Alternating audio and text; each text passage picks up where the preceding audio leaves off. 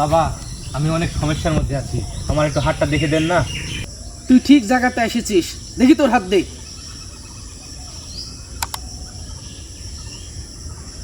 ইল বাবা, তোর কপালে তো শনি আছে রে, তুই তো জীবনে সফলতা অর্জন করতে পারবি না, তোর শনি কাটাতে হবে, বুঝতে পারলি?